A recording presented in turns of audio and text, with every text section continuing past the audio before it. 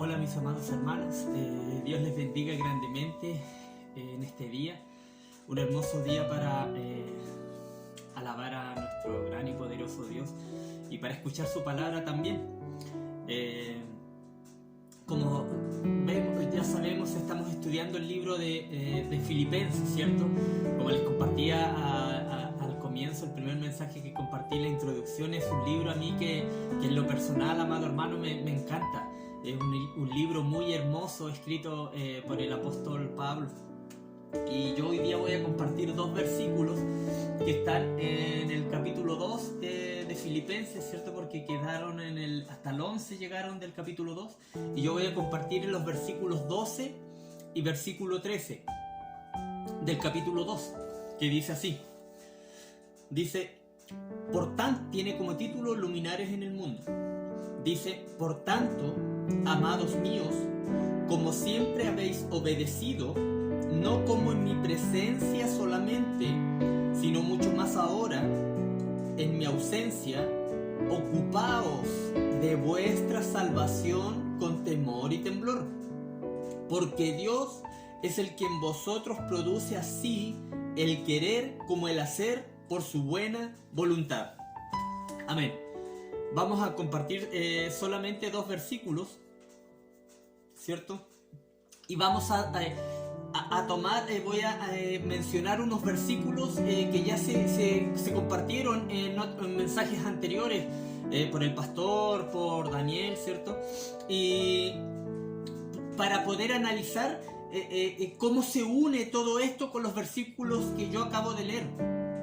Todo esto va entrelazado entre sí, el libro completo. Este texto, amado hermano, es uno de los más importantes, si no quizás el más importante, por decir algo, en cómo yo puedo entender, amado hermano, como cristiano, lo que es la santificación que Dios lleva a cabo en cada uno de nosotros. Y antes de estudiar a lo mejor el texto en su contexto, donde se escribió, y en su idioma también, porque es importante el idioma original griego, ¿cierto?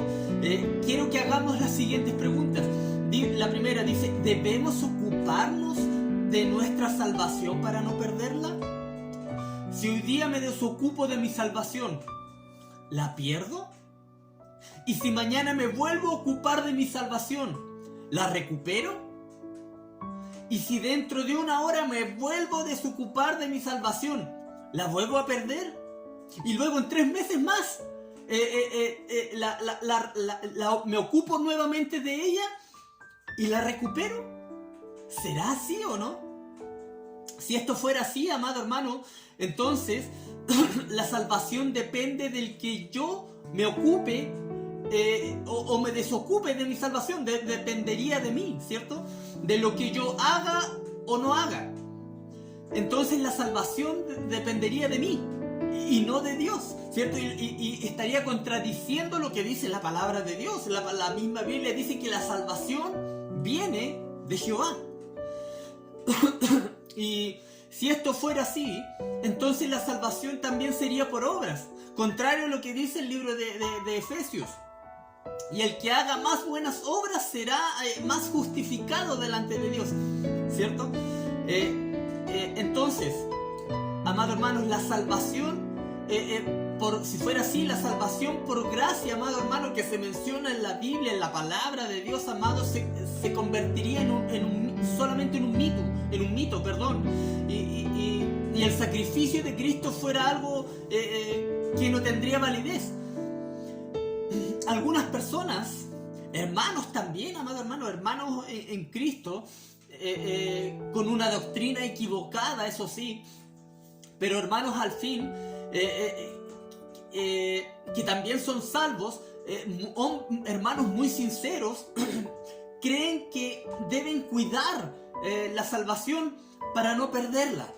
Y yo voy a explicar un poco por qué esto no es así. Porque leen este texto, amado hermano, este versículo, ¿cierto? El versículo 12 del capítulo 2 de Filipenses, leen este texto sacándolo del contexto, amado hermano, sin analizar el texto y sin estudiar, amado hermano, el idioma original en el que fue escrito el libro. Lo que los cristianos debemos entender, amado hermano, es que Dios salva por gracia. Un regalo inmerecido, ¿cierto? Como estudiamos en las clases de Romanos, en los estudios bíblicos, los días domingos con el pastor.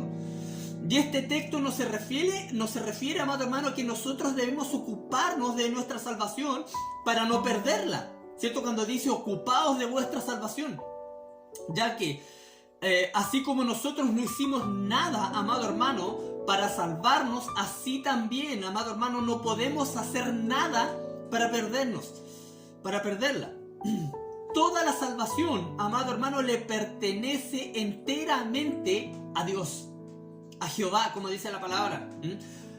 La falta de no entender el concepto de la salvación por gracia, amado hermano, ha llevado a muchos a vivir una vida de culpabilidad. Me siento culpable por lo que hice, porque puedo perder mi salvación. Y esto causa culpabilidad, amado hermano, y no una confianza en el sacrificio que hizo nuestro Señor Jesucristo en la cruz. Y eso es lo que se conoce como legalismo, ¿cierto? Que enseña que la salvación en cierto modo es por obra, por lo que yo haga o deje de hacer. Y es importante primero recordar, amado hermano, el contexto en el que fue escrito. Como se ha estudiado también en los mensajes anteriores que venimos estudiando, el contexto, ¿cierto? Vamos a tocar un par de versículos que ya se compartieron. Por ejemplo, el capítulo 1, versículo 5 dice: por vuestra comunión en el Evangelio desde el primer día hasta ahora. ¿A qué se está refiriendo Pablo aquí? A la comunión que tenía la iglesia de Filipo, ¿cierto? Esta comunión está basada en el evangelismo, en la predicación del evangelio, ¿cierto? ¿Y cómo se manifiesta esta comunión en el evangelismo? Algunos creen que esta comunión, amado hermano, se refiere únicamente desde el momento en que oíste el evangelio y creíste en el Señor Jesucristo hasta ahora, y nada más. Pero el texto indica que va más allá de haber oído y creído, amado hermano. Se refiere a una participación activa, ¿cierto? En la proclamación del Evangelio, de la palabra de Dios. Otras versiones traducen este texto o lo dicen de una forma más clara. Por ejemplo, hay una versión que dice: por su participación en el Evangelio, en anunciar las buenas nuevas desde el primer día hasta ahora, en la participación que ustedes tienen en predicar el Evangelio, está diciendo Pablo. La iglesia de Filipo, amado hermano, practicaba lo que hoy conocemos como evangelismo, ¿cierto? La predicación del Evangelio. Los hermanos se esforzaban en proclamar, amado hermano, el Evangelio a los perdidos. Como se compartió en el mensaje introductorio, participaban activamente juntos en la predicación del Evangelio, colaboraban, amado hermano, junto con Pablo en el evangelismo.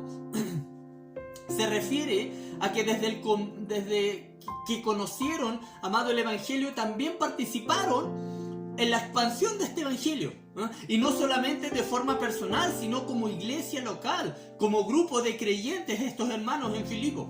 Y de ahí sigue el versículo 6 del capítulo 1, que dice, es un versículo muy importante, amado hermano, también. Dice: estando persuadido de esto, que el que comenzó en vosotros la buena obra la perfeccionará hasta el día de Jesucristo. Estoy tocando estos versículos, amado hermano, para que lo podamos unir a los que yo voy a compartir hoy, a estos dos versículos que voy a compartir hoy, ¿cierto? Filipenses 1:6: estando persuadido de esto, que el que comenzó la buena obra la perfeccionará hasta el día de Jesucristo, dice en el versículo 6 del capítulo 1 Pablo. Bueno, aquí hace referencia a la salvación, pero ojo, hermano, ojo con esto. La salvación es eterna, perfecta, y se obtiene una sola vez y para siempre. Es perfecta, por lo tanto no se perfecciona.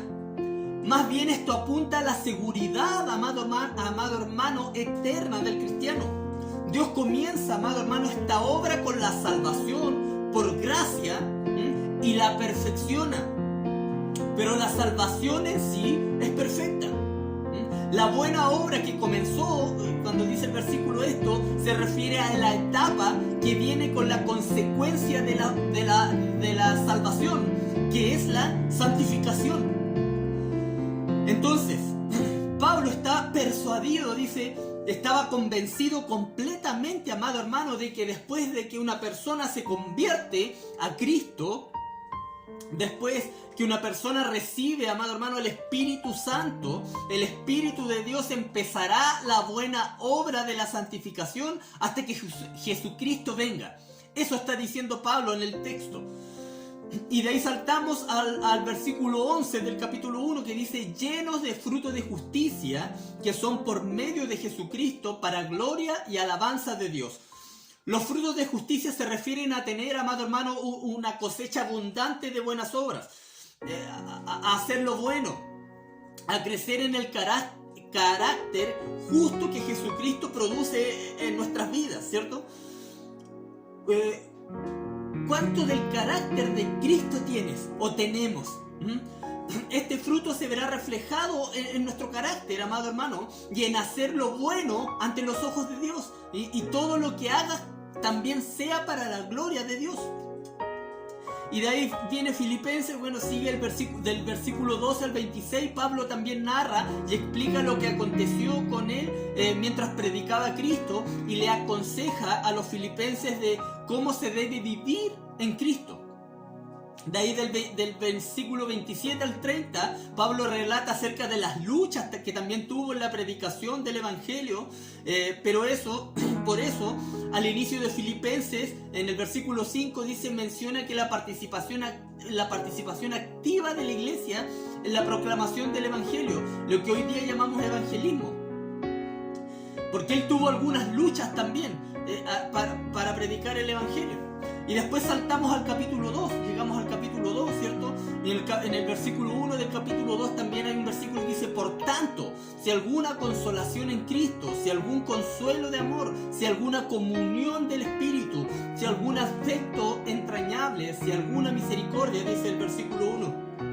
Por tanto, esto quiere decir, amado hermano, en vista de lo que acabamos de ver, o de lo que acabamos de leer o hablamos en el capítulo 1, aquí empieza el capítulo 2, ¿cierto? En vista de todo lo que leímos,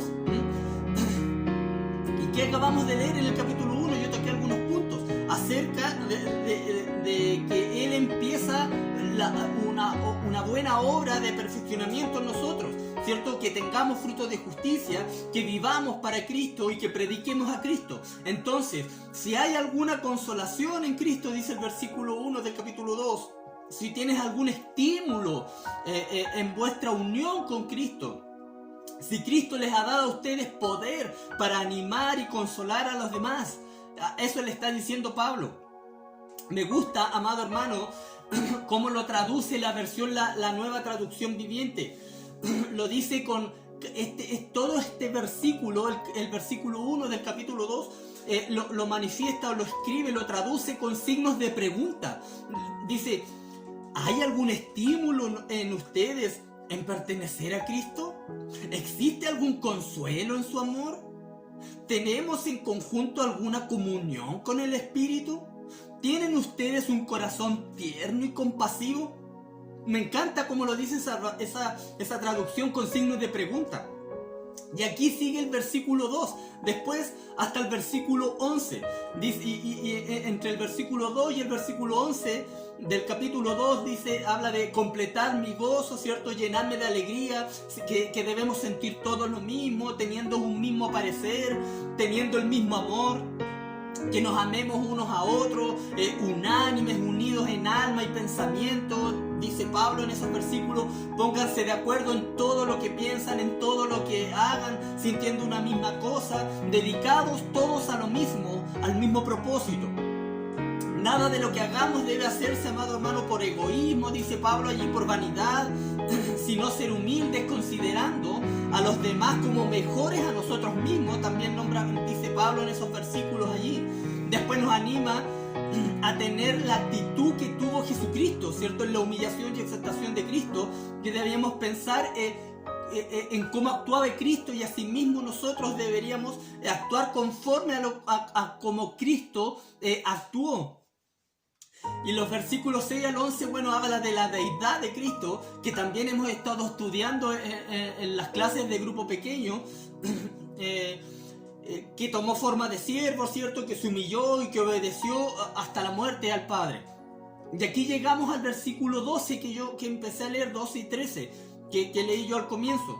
Dice el 12: por tanto, amados míos, ¿cierto? Como siempre habéis obedecido, no como en mi presencia solamente, sino mucho más ahora en mi ausencia, ocupaos en vuestra salvación con temor y temblor. Aquí, al comienzo del versículo 12 dice, por tanto. Por tanto indica, amado hermano, una conclusión de todo lo que hemos visto hasta aquí. Una conclusión de todo el capítulo 1 de Filipenses y los primeros 11 versículos del capítulo 2.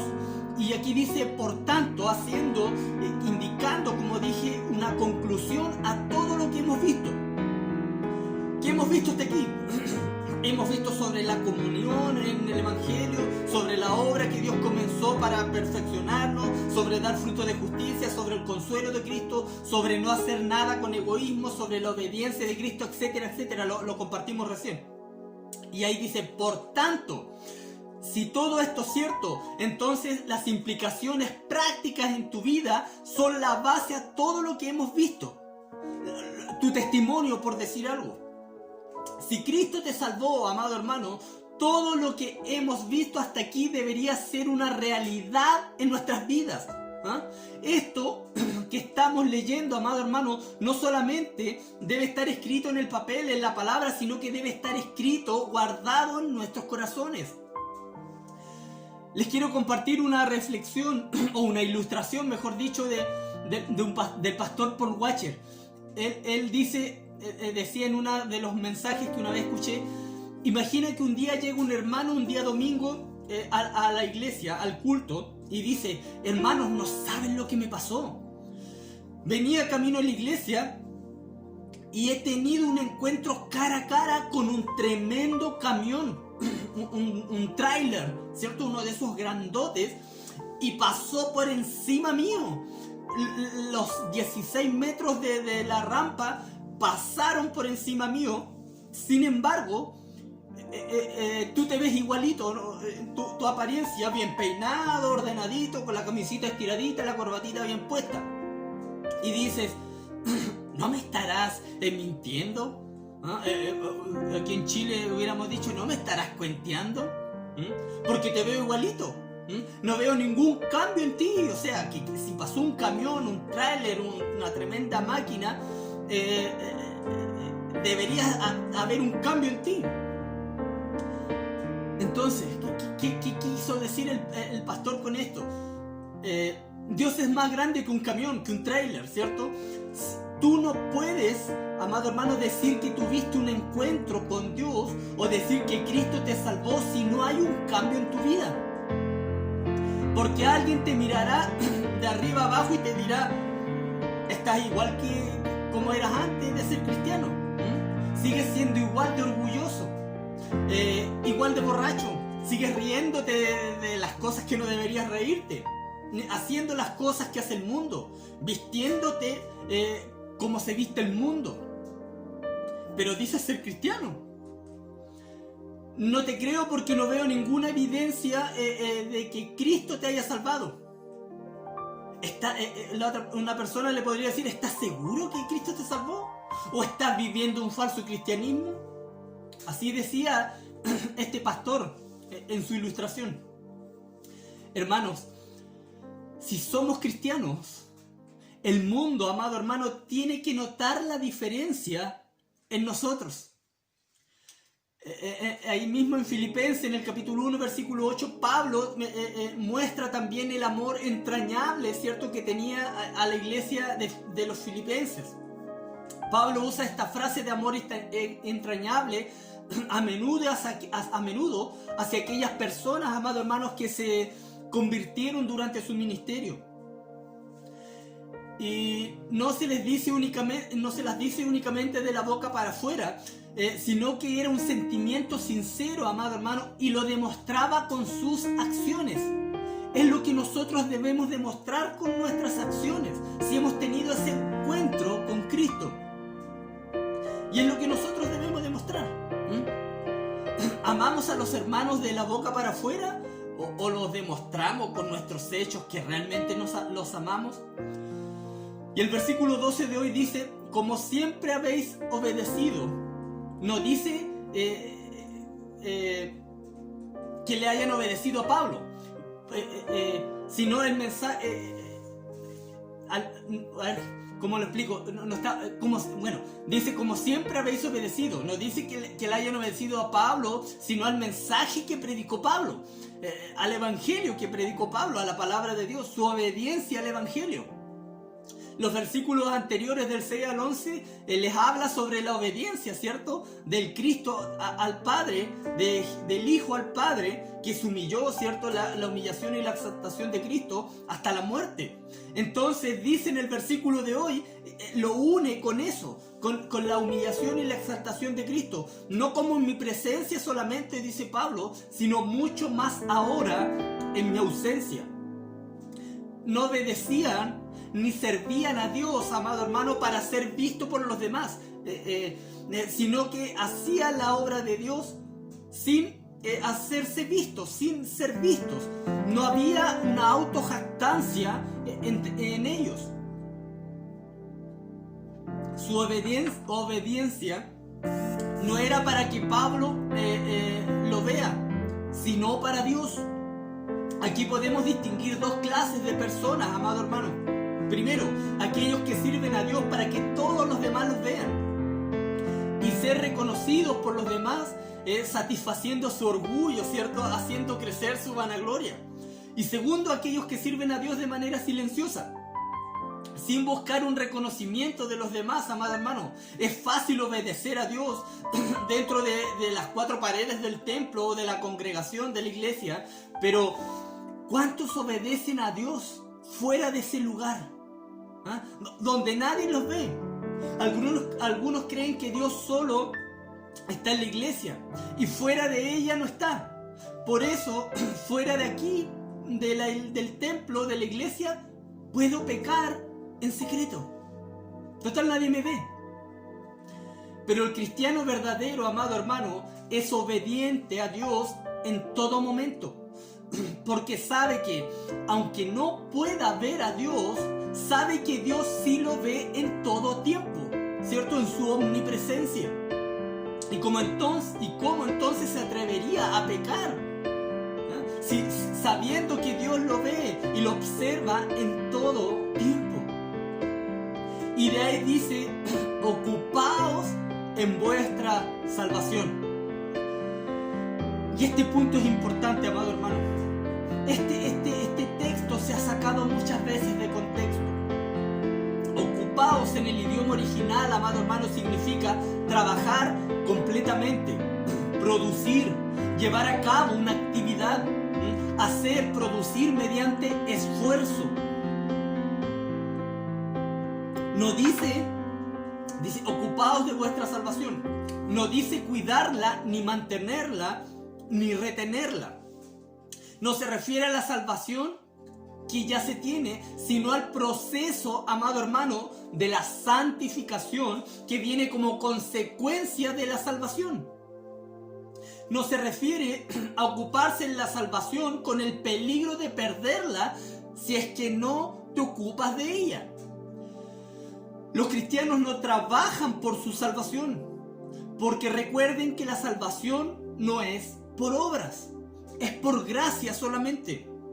Los cristianos no se ocupan en su salvación para no perder su salvación, porque la salvación no se pierde, amado hermano. Dice con temor y temblor. No se refiere a un temor de perder la salvación, insisto. No se refiere a temblar de miedo o porque algún momento perderemos la salvación. Tampoco. Se refiere a un temor, amado hermano, de reverencia. Y es que los cristianos tenemos, sí, pero un temor de reverencia que debemos tener cada uno de nosotros, pero no en el sentido de pensar que perderemos la salvación. Debemos temer a Dios, aferrarnos a Él con reverencia. Otras versiones ayudan a entender un poco mejor este texto. Dice: queridos hermanos, cuando yo estaba con ustedes siempre me obedecían. Ahora que estoy lejos, deben obedecerme más que nunca. Por eso, con respeto y devoción a Dios, dedíquense a entender lo que significa ser salvado por Dios. Ahí en esta versión está más claro, ¿cierto? La Nueva Traducción Viviente a mí me encanta, amado hermano, y lo dice de esta manera. Dice: queridos amigos, siempre siguieron mis instrucciones cuando estaba con ustedes. Y ahora que estoy lejos, es aún más importante que lo hagan. Esfuércense por demostrar los resultados de su salvación, obedeciendo a Dios con profunda reverencia y temor. Me encanta, hermano. Temor en el original griego significa respeto, respetuosamente, temer, ¿cierto? Temor reverente, saludable miedo a desagradarle. Entonces, la pasividad en la santificación no es algo que caracterice a alguien que ha sido regenerado en el Espíritu Santo. Perdón, la pasividad en la santificación. Siendo esclavos de Dios, debemos obedecer a Dios, amado hermano, en todo con profundo respeto y reverencia. Cristo, amado hermano, es mucho más que un simple patrón o un simple jefe de un trabajo. Él es nuestro Salvador, amado hermano. Dio la vida por nosotros, resucitó por el poder de Dios y lo veremos en el cielo. Es una promesa que hay en la palabra de Dios para cada uno de nosotros. ¿Y qué con las obras entonces? La Escritura dice: porque por gracia sois salvos, ¿cierto? Por medio de la fe, y esto no de vosotros, pues es un don de Dios, no por obras, para que nadie se gloríe. Efesios capítulo 2, versículos 8 y 9. Ningún cristiano allá en el cielo le dirá a Dios: como me ocupé de mi salvación, Dios, Jehová, yo no perdí mi salvación.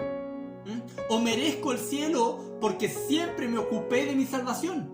Nadie dirá eso allá. Filipenses 2:13 dice: porque Dios es el que pone en vosotros, Dios es el que en vosotros produce así el querer como el hacer por su buena voluntad. El otro versículo, que también se enlaza con el primero. Otra versión dice: porque es Dios quien los motiva a hacer el bien y quien los ayuda a practicarlo, y lo hace porque así lo quiere. Y la Nueva Traducción Viviente, que a mí me encanta, dice: pues Dios trabaja en ustedes y les da el deseo y el poder para que hagan lo que Él le agrada. Solo Dios, amado hermano, a través de su Espíritu Santo produce en el hombre regenerado o creyente todo el proceso de santificación progresiva, amado hermano, todo de acuerdo a su voluntad. Entonces, ¿habrá algún motivo para decir que podemos crecer en nuestra santificación por nosotros mismos? Definitivamente no, amado hermano, porque Él es quien nos salvó para hacer buenas obras. Las buenas obras son una consecuencia de que ya somos salvos, regenerados, pero nunca es un requisito para ser salvo ni para mantener esa salvación. Tomando en cuenta Filipenses 2:13, podemos decir que una de las malas obras son aquellas que el hombre hace para intentar ganar esta salvación o intentar mantener su salvación. ¿Sería eso una mala obra? Mientras que las buenas obras son aquellas que el cristiano hace siendo guiado por el Espíritu Santo. Otra ilustración que también una vez escuché del pastor Miguel Núñez dice: imagina que tú no tienes ni un peso en tus bolsillos y de alguna manera no puedes comprarte una casa, pero viene una persona y te regala una casa y te dice: te doy mi casa y como no sé que nunca vas a poder pagarme, yo te la regalo y firmaré un papel legal para que tú seas el dueño y yo no tenga derecho a reclamo. Tú al día siguiente vas donde este señor que te regaló la casa y le preguntas cómo vas a pagar la casa. El cual el Señor te dice, no puedes hacer nada porque ya está pagada, te dice el Señor. Tuve que enviar a mi hijo, que le costó la vida a mi hijo, para que tengas tú hoy en día esa casa. Solo quiero y te pido que la mantengas limpia y ordenada, porque cuando yo vuelva la quiero ver limpia y ordenada. Lo único que le pide este hombre. Tú podrás decir, pero yo tengo una enfermedad que me impide hacer esfuerzo. A lo mejor esfuerzo físico, y no tengo plata ni para comprar siquiera una escoba para mantenerla limpia. A lo cual la persona que te regaló la casa dice, yo tengo la medicina que te curará para toda la vida y podrás realizar cualquier tipo de actividad física sin cansarte. Y también te he dejado en la casa todos los utensilios de limpieza para mantenerla limpia todos los días. Y debes mantenerla limpia hasta que yo vuelva por ti y te lleve a una casa mejor. Entonces, según esta ilustración, ¿cuál excusa tú tendrías que tener, amado hermano, para no tener la casa en orden y limpia hasta que el Señor venga por ti? Tu templo. Así como el Señor dio la casa gratis y dio las capacidades y utensilios para ocuparse en la casa, así Dios salva gratuitamente, amado hermano, y capacita al cristiano a través del Espíritu Santo para ocuparse de la santificación. En la salvación y la santificación, amado hermano, es así. En la salvación, Dios, sabiendo que tú no podías hacer nada para pagar, amado hermano, tu salvación, Él te la da como un regalo inmerecido. Envió a su Hijo a morir en la cruz. El Hijo dio la vida en la cruz por ti para salvarte a ti, a mí. Porque nosotros nunca podríamos pagar o salvarnos por nosotros mismos. Solo Cristo nos podía salvar por gracia. Solo Cristo nos puede salvar, amado hermano. Si es que aún no conoces a Cristo, solo Él te puede salvar. Y la santificación, Dios sabiendo que tú por sí mismo no estás capacitado para santificarte, porque eres totalmente incapaz de crecer en santificación si es que no tienes el Espíritu Santo morando en ti. Solo el Espíritu de Dios, amado hermano, te capacita para mantener tu alma y cuerpo limpio en santificación. No es por tu propio mérito, no. Los que no han creído, amado hermano, los que no tienen al Espíritu Santo nunca se ocupan en su santificación porque no son salvos. Los falsos cristianos nunca crecen en santificación porque no tienen al Espíritu Santo, porque no son salvos. Solo un verdadero cristiano tiene el Espíritu Santo, amado hermano, en su corazón, y lo recibió en su conversión el día que creyó en Jesucristo para ser salvo. El día que Cristo te salvó, ese mismo día te capacitó para hacer el bien y guardar los mandamientos de Dios.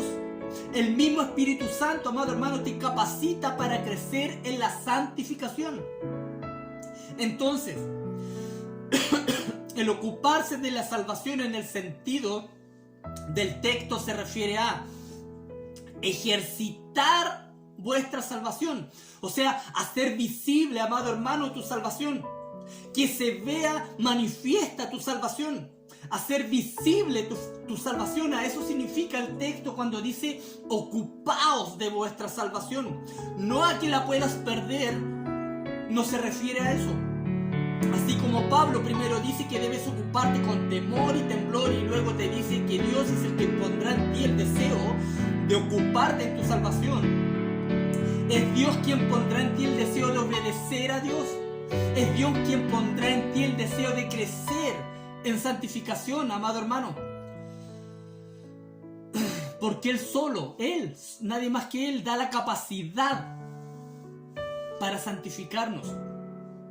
Por eso este texto, amado hermano, es un mensaje para la iglesia. Es una exhortación para los verdaderos cristianos, para que os ocupen en su santificación. ¿Y cómo nos ocupamos de esa santificación? En primer lugar debemos tomar en cuenta, así como la salvación es por obra de Dios, así también la santificación es por obra de Dios. El que comenzó la buena obra, dice, y la perfeccionará, ¿cierto? Hasta el día de Jesucristo. Que debemos abundar en amor, también demostramos nuestra santificación, para que vuestro amor abunde aún más en ciencia y conocimiento. Filipenses 4:9, más adelante sale. Estando unidos en alma y pensamiento, también demostramos o damos a conocer nuestra salvación. No haciendo nada por orgullo, no buscando cada uno sus propios intereses, sino más bien los intereses de los demás. Filipenses 2:4. Nuestra actitud debe ser como la de Cristo Jesús. También mostramos o nos ocupamos de nuestra salvación. Y la respuesta a cómo debemos actuar o decir está en la Biblia, amado hermano. Debemos buscarla, ¿cierto? No hay otro libro que nos hable de Cristo. Seguiremos estudiando toda esta carta de Filipenses, amado hermano, que es una carta hermosa para saber cómo ocuparnos de la salvación, no por temor a perderla, sino con un temor reverente hacia el Dios que nos salvó eternamente y para siempre. Amado hermano, la salvación no se pierde. Ocuparse de nuestra salvación es la santificación que también Dios pone en nosotros, porque Dios pone en nosotros, amado hermano, el querer como el hacer por su buena voluntad. Un fuerte abrazo. Que Dios le bendiga grandemente, amado hermano. Le envío un abrazo a cada uno de ustedes. Bendiciones.